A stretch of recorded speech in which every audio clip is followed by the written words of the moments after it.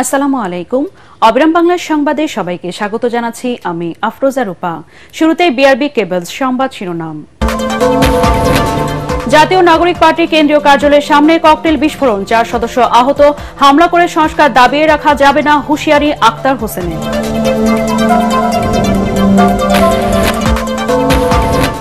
ইসরায়েলের যুদ্ধবিরতির প্রস্তাব নিয়ে কাতারের প্রধানমন্ত্রীকে মার্কিন প্রেসিডেন্ট ডোনাল্ড ট্রাম্পের ফোন। আগ্রাসন বন্ধ হলে ইরান আর হামলা চালাবে না, হুঁশিয়ারি তেহরানের।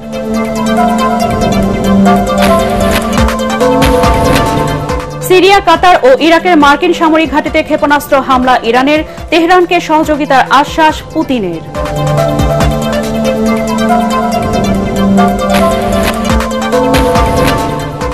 এবং জুম পাহাড় এখন আমের রাজ্য, রসালো সুস্বাদু ফলে ভরে উঠেছে খাগড়াছড়ির বাগান, বাড়ছে কর্মসংস্থান।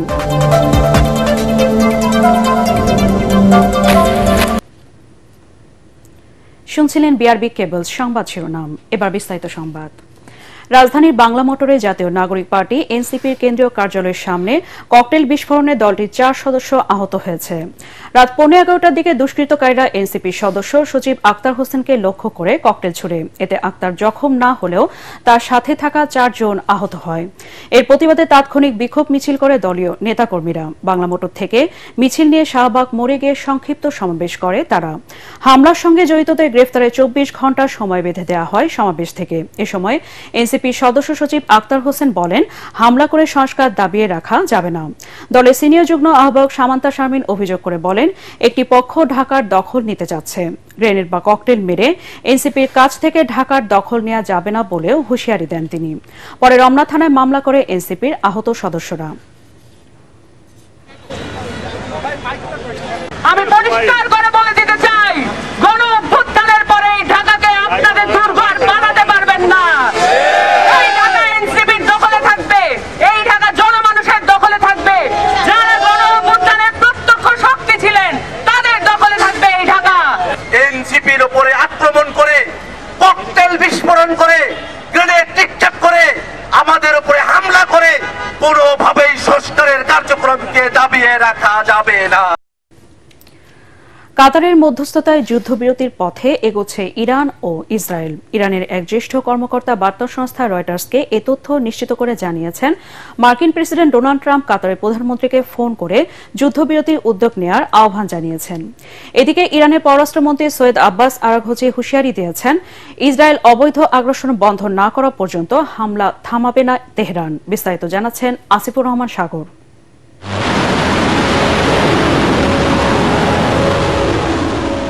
সোমবার সিরিয়া, কাতার ও ইরাকের মার্কিন সামরিক ঘাঁটিতে হামলা চালানোর পর শুরু হয়েছে যুদ্ধবিরতির তোড়জোড়। কাতারে যুক্তরাষ্ট্রের বিমান ঘাঁটিতে ইরানের হামলার পর মার্কিন প্রেসিডেন্ট ডোনাল্ড ট্রাম্প কাতারের প্রধানমন্ত্রী মোহাম্মদ বিন আব্দুল রহমান আল থানিকে ফোন করে ইসরায়েল যুদ্ধবিরতিতে রাজি হয়েছে বলে নিশ্চিত করেন। এ সময় ট্রাম্প ইরানকে যুদ্ধবিরতিতে রাজি করাতে কাতারের প্রধানমন্ত্রীর সহায়তা চান। এরপরই তিনি ইরানি কর্মকর্তাদের যুদ্ধবিরতির প্রস্তাব দেন বলে জানিয়েছে সংবাদ সংস্থা রয়টার্স।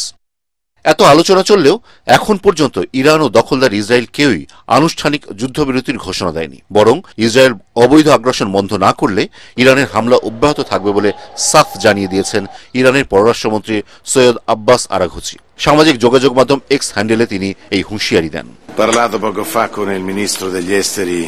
এদিকে মধ্যপ্রাচ্যের বিভিন্ন দেশের মার্কিন ঘাঁটিতে আবারও হামলার আশঙ্কায় কাতার, সংযুক্ত আরব আমিরাত, কুয়েত এবং বাহরাইন সাময়িকভাবে তাদের আকাশসীমা বন্ধ করে দিয়েছে। এর ফলে ঢাকা থেকে এসব গন্তব্যে যাওয়া সব ফ্লাইট বাতিল করা হয়। এতে চরম অনিশ্চয়তার মুখে পড়েছেন মধ্যপ্রাচ্যগামী যাত্রীরা।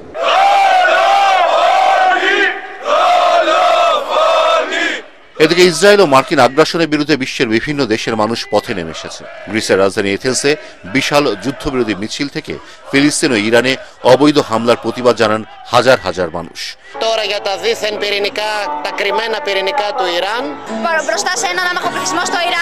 অবিলম্বে ইসরায়েল ও মার্কিন যুক্তরাষ্ট্রের নিরীহ মানুষ হত্যা বন্ধে বিশ্ববাসীকে সোচ্চার হওয়ার আহ্বান জানানো হয় এই সমাবেশ থেকে।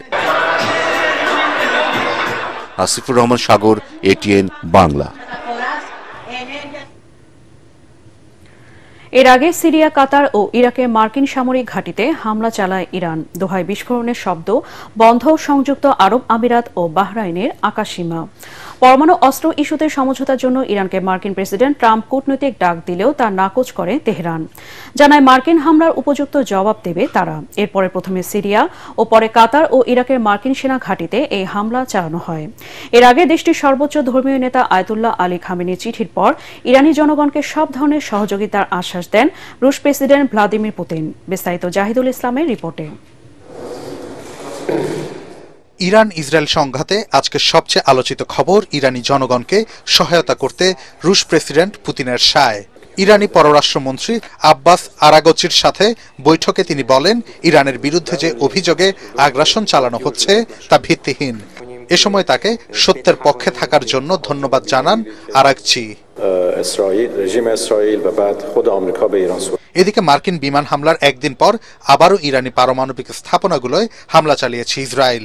এসব গবেষণা কেন্দ্রগুলোয় কোনোভাবে যেন আর ঢোকা না যায় তা নিশ্চিতেই প্রবেশপথগুলোকে লক্ষ্য করে ফের হামলা। এছাড়া এক বিবৃতিতে দখলদার বাহিনী জানায় তাদের পরবর্তী লক্ষ্য ইসলামী বিপ্লবী গার্ড কোরের সদর দপ্তরগুলো ধ্বংস করা। אנחנו ממשיכים לפגוע ולשלול את יכולת שיגור וייצור הטילים של המשטר האיראני. এদিকে জবাব দিতে সিরিয়ায় মার্কিন সামরিক ঘাঁটিতে হামলার ঘটনা ঘটেছে। সোমবার হাসাকাহার প্রদেশে ওই ঘাঁটি মর্টার হামলার শিকার হয়, তবে তাৎক্ষণিকভাবে এখনো কোনো হতাহত, ক্ষয়ক্ষতি কিংবা এর সাথে কারা সম্পৃক্ত সে খবর পাওয়া যায়নি। এছাড়া এবার দিনেই ইসরায়েলকে লক্ষ্য করে ব্যাপক ক্ষেপণাস্ত্র ছোড়ে ইরান। এতে সেখানকার বেশ কয়েকটি বিদ্যুৎ কেন্দ্র অচল হয়ে পড়ে। ইসরায়েলি সংবাদ মাধ্যমগুলো জানায় 13 জুন হামলা শুরুর পর সোমবার সবচেয়ে লম্বা সময় আশ্রয় কেন্দ্রে থাকতে বলা হয়েছিল ইসরায়েলিদের। এদিকে বিভিন্ন ভিডিওতে দেখা যায় ইসরায়েলের দিকে ছোড়া অসংখ্য ক্ষেপণাস্ত্র জর্ডানের আকাশে প্রতিহত হচ্ছে। এর আগে ইরানের 6টি বিমানবন্দরে হামলা চালায় তেল আবিব। এতে ইসলামী বিপ্লবী গার্ড কোরের 10 সদস্য নিহত হন। আন্তর্জাতিক বিশ্লেষকরা বলছেন, ইসরায়েলের হামলায় ইরানের আকাশ প্রতিরক্ষা ব্যবস্থার দৈন্যদশা ফুটে উঠেছে। তাই অস্তিত্ব রক্ষায় দেশটি আরও বেশি আগ্রাসী হয়ে উঠতে পারে। এছাড়া পারমাণবিক স্থাপনায় মার্কিন হামলার কারণে এখন দেশটি আত্মরক্ষার তাগিদে লোকচক্ষুর আড়ালে তাদের পারমাণবিক কর্মসূচির পরিধি আরও বাড়াতে পারে। জাহিদুল আলম, এটিএন বাংলা। আন্তর্জাতিক মুদ্রা তহবিল IMF এর সাথে চলমান 470 কোটি মার্কিন ডলারের ঋণ কর্মসূচি থেকে 2 কিস্তির অর্থ 130 কোটি মার্কিন ডলার একসঙ্গে পাচ্ছে বাংলাদেশ। 26 জুন বাংলাদেশের হিসাবে এ অর্থ জমা হবে। অর্থ মন্ত্রণালয়ের অর্থ বিভাগ ও বাংলাদেশ ব্যাংক সূত্রে এ তথ্য জানা গেছে। যুক্তরাষ্ট্রের রাজধানী ওয়াশিংটনে IMF এর প্রধান কার্যালয়ে বাংলাদেশ সময় গতরাতে হওয়া সংস্থাটির নির্বাহী পর্ষদের বৈঠকে বিষয়টি অনুমোদিত হয়েছে। বৈঠকে ঋণ কর্মসূচি আওতায় থাকা তৃতীয় ও চতুর্থ পর্যালোচনা প্রতিবেদন উপস্থাপন করেছে IMF। 2023 সালের 31 জানুয়ারি IMF বাংলাদেশের জন্য 3.5 বছর মেয়াদী 470 কোটি ডলারের ঋণ প্রস্তাব অনুমোদন করে। খেলাধুলা ও শরীরচর্চাকে সারা দেশে ছড়িয়ে দিতে প্রয়োজনীয় পদক্ষেপ নেওয়া হবে বলে জানিয়েছেন বাংলা অলিম্পিক অ্যাসোসিয়েশনের সভাপতি সেনাপ্রধান জেনারেল ওয়াকারুজ্জামান। সকালে রাজধানীর গুলিস্তানে জাতীয় স্টেডিয়ামে অলিম্পিক ডে রানের সমাপনী অনুষ্ঠানে একথা বলেন তিনি। ঢাকা শহরের অট্টালিকার ভিড়ে খেলার মাঠ হারিয়ে যাওয়ার আক্ষেপ জানিয়ে সেনাপ্রধান বলেন, খেলাধুলা ও শরীরচর্চা করতে না পারলে নানা ধরনের রোগ শরীরে বাসা বাঁধার সুযোগ পায়। এর আগে শিশু একাডেমিতে অলিম্পিক ডে রানের উদ্বোধন করেন জেনারেল ওয়াকারুজ্জামান। পরে শোভাযাত্রাটি শিক্ষা ভবন 0 পয়েন্ট হয়ে জাতীয় স্টেডিয়ামে যায়। সেখানে বিশ্ব অলিম্পিয়াডে অংশগ্রহণকারীদের হাতে সনদ তুলে দেন সেনাপ্রধান।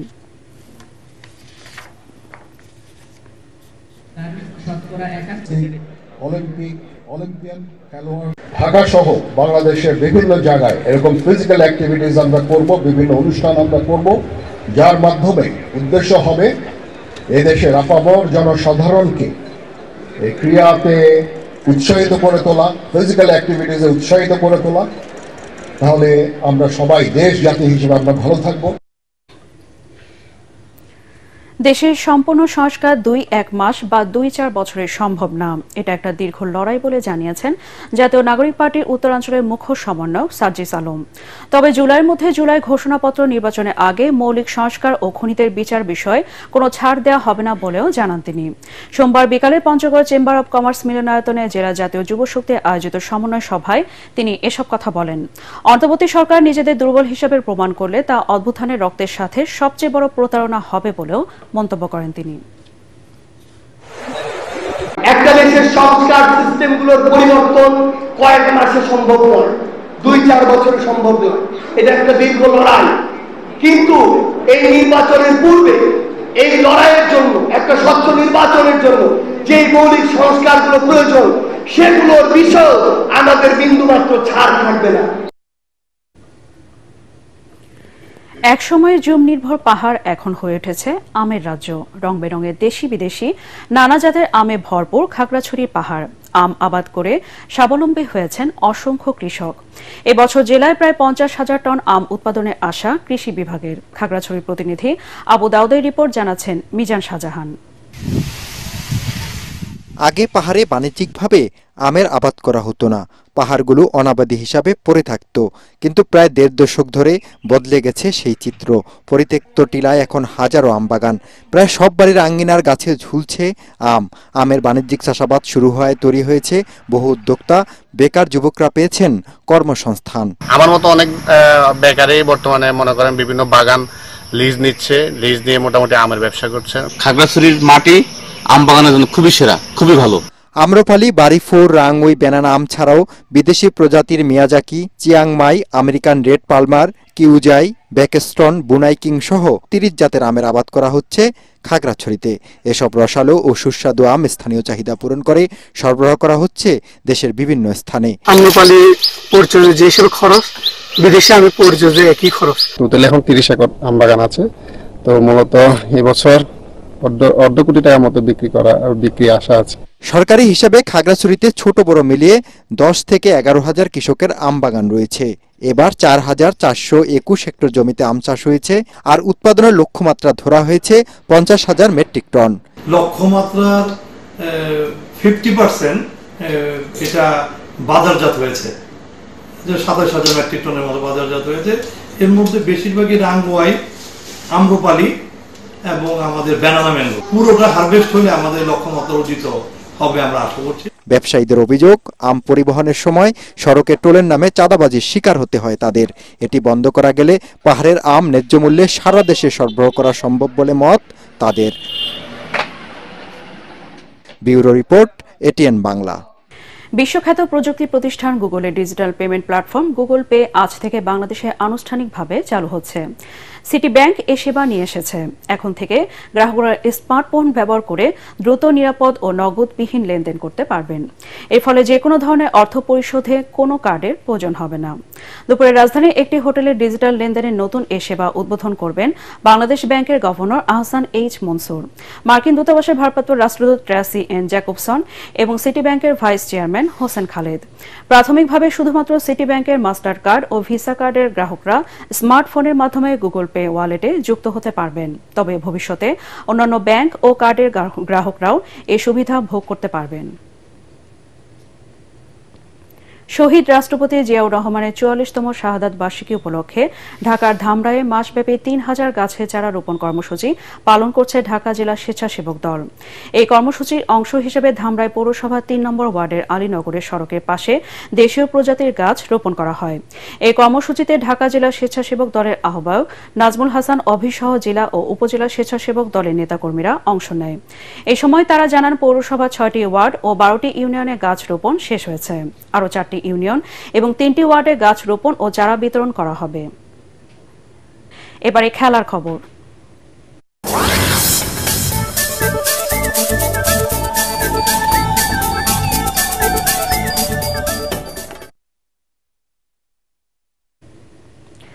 সিয়াটল সাউন্ডার্সকে 2-0 গোলে হারিয়ে বি গ্রুপের শীর্ষ দল হিসেবে ক্লাব বিশ্বকাপের প্রি কোয়ার্টার ফাইনালে উঠেছে UEFA champions Paris Saint Germain.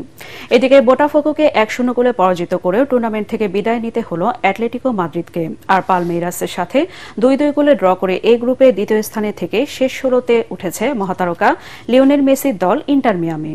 পরাগারমানের রিপোর্ট। জিতলেই ক্লাব বিশ্বকাপের প্রি কোয়ার্টার ফাইনাল, এমন সমীকরণ ম্যাচে আর কোনো ভুল করেনি UEFA champion Paris Saint Germain. খেলার 35 মিনিটেই তারা পায় গোলের দেখা। দারুণ এক গোলে দলকে এগিয়ে দেন কাভাটোসখলিয়া।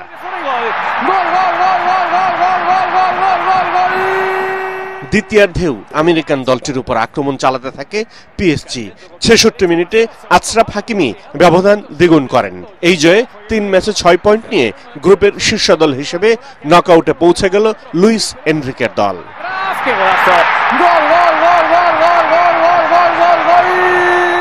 গ্রুপের অন্য ম্যাচে ব্রাজিলিয়ান দল ক্লাব বোটাফোগোর বিপক্ষে জিতেও শেষ 16 টিকিট পায়নি অ্যাটলেটিকো মাদ্রিদ। খেলা শেষের নির্ধারিত সময়ের 3 মিনিট আগে একমাত্র গোলটি করেন ফরাসি তারকা অ্যান্টোনিও গ্রিজম্যান। তবে জিতলেও রক্ষা হয়নি সিমিওনের দলের। 3 ম্যাচে সমান 6 পয়েন্ট পেয়েও গোল ব্যবধানে স্প্যানিশ কাপ থেকে সরিয়ে দিয়ে নকআউট পর্বে উঠে যায় ব্রাজিলিয়ান দল বোটাফোগো। এদিকে মায়ামির হার্ড রক স্টেডিয়ামে এ গ্রুপের শেষ ম্যাচে ব্রাজিলিয়ান দল পালমেইরাস জিততে দেয়নি লিওনেল মেসি সুয়ারেজদের।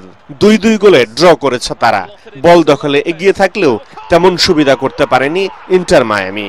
খেলার 16 মিনিটে আর্জেন্টাইন তাদিও আলেন্দের গোলে লিড দেওয়ার পর 65 মিনিটে লুইস সুয়ারেজ ব্যবধান দ্বিগুণ করেন। তবু জয় পায়নি মায়ামি। পাউলিনহো এবং মাউরিসিও 2-2 ম্যাচে সমতা ফেরান। এতে 3 ম্যাচে 5 পয়েন্ট নিয়ে দ্বিতীয় স্থানে থেকে নকআউট পর্ব নিশ্চিত করে লুইস সুয়ারেজরা। আর সমান 5 পয়েন্ট নিয়ে পালমেইরাস শীর্ষ দল হিসাবে শেষ 16তে উঠে যায়। পরাগারমান, এটিএন বাংলা। শেষ করার আগে বিআরবি কেবলস সংবাদ শিরোনাম আরেকবার। জাতীয় নাগরিক পার্টির কেন্দ্রীয় কার্যালয়ের সামনে ককটেল বিস্ফোরণ, 4 সদস্য আহত। হামলা করে সংস্কার দাবিয়ে রাখা যাবে না, হুঁশিয়ারি আখতার হোসেনের।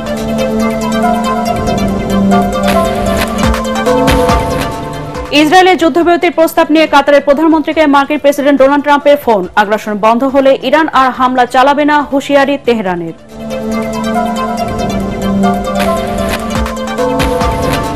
সিরিয়া, কাতার ও ইরাকের মার্কিন সামরিক ঘাঁটিতে ক্ষেপণাস্ত্র হামলা ইরানের। তেহরানকে সহযোগিতার আশ্বাস পুতিনের।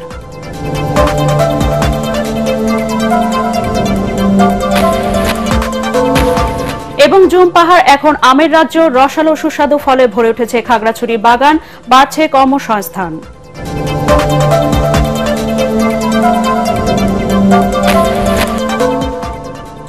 পরবর্তী সংবাদ দেখার আমন্ত্রণ জানিয়ে এখনকার মতো শেষ করছি। এটিএন বাংলার সংবাদ ইউটিউবে দেখতে ব্রাউজ করুন youtube/ATN Bangla News। ধন্যবাদ সবাইকে।